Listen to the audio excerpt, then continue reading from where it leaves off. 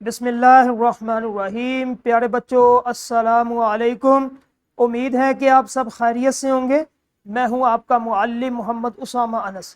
بچوں آج کا ہمارا بی لفٹ ہے 37واں، جس کا تسلسل یقیناً آپ نے کر لیا، اور آج کا ہمارا کام حاصل تعلم جو ہے وہ محاورات اور ضرب الامثال کی پہچان اور اس کا استعمال کر سکے۔ آج ہم نے یہ دو کام کرنے ہیں۔ سب سے پہلے ہم نے محاورات کو جاننا کسے کہتے ہیں، اس کے بعد ضرب الامثال، اس کو پہچان کر پھر اس کو استعمال کرنا۔ ٹھیک ہے، تو چلتے ہیں اپنے سبق کی طرف۔ سب سے پہلے محاورہ کیا ہے؟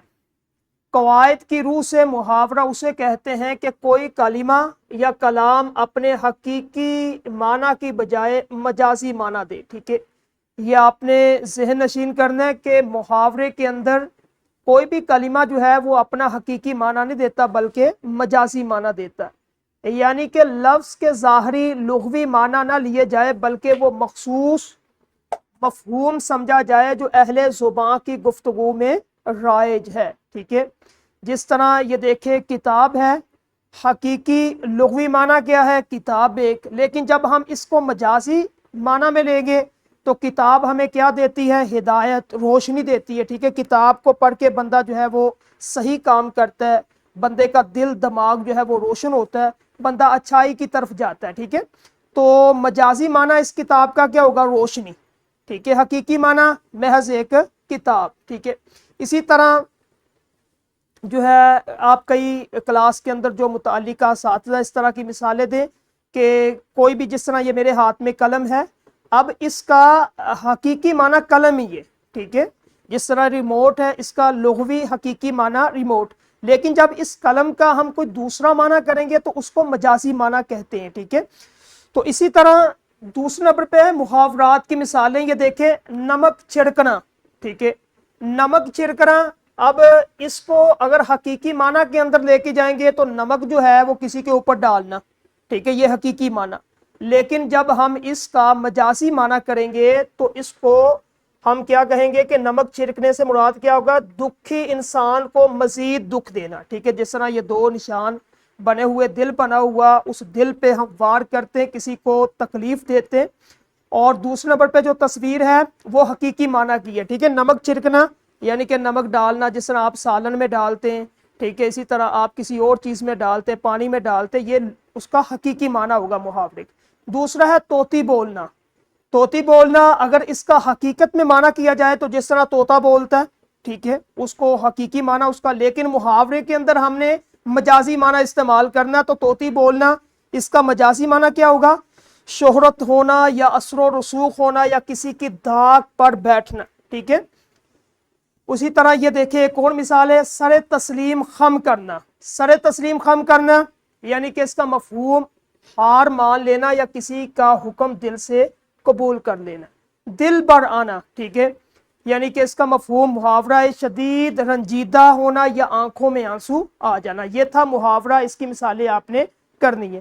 اب ہے ضرب المثل۔ یہ کیا ہے؟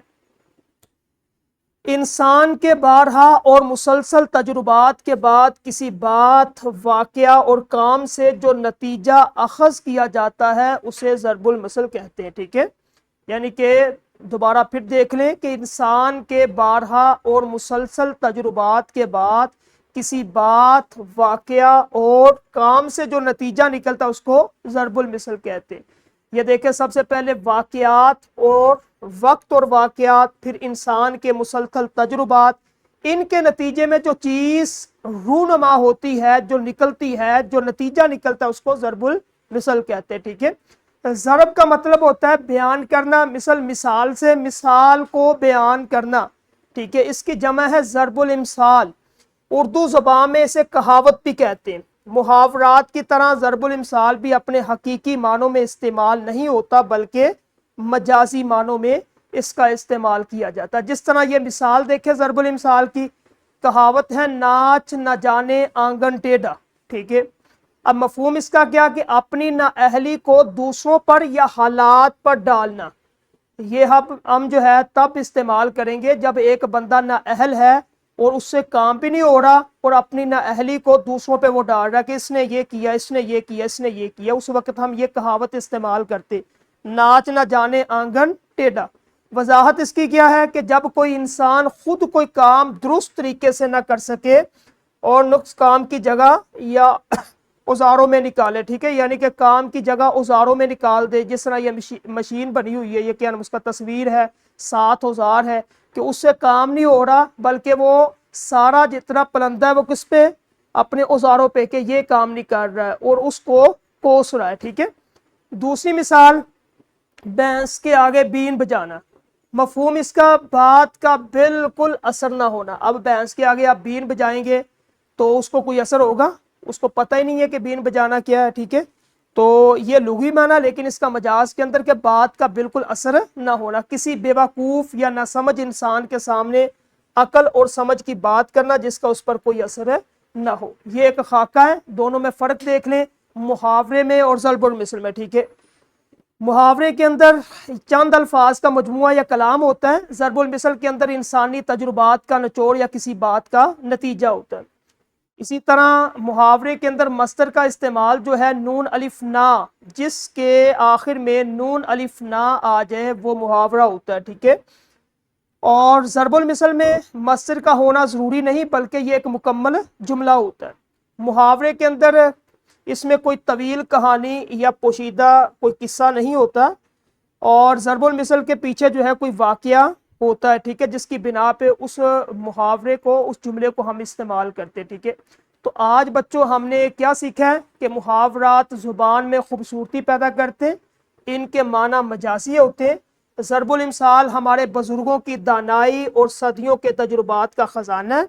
ان دونوں کے درست استعمال سے ہماری گفتگو اور تحریر مؤثر، جاندار اور معیاری بن جاتی ہے۔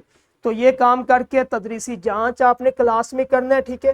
اس کے بعد ورک بک کا تدریسی جانچ اور نکھار آپ نے کر لینا ہے۔ تو اسی طرح ہمارا پہلا لیکچر اس چیپٹر کا ختم ہوا۔ کل انشاءاللہ ایک نئے لیکچر کے ساتھ ملیں گے۔ السلام علیکم۔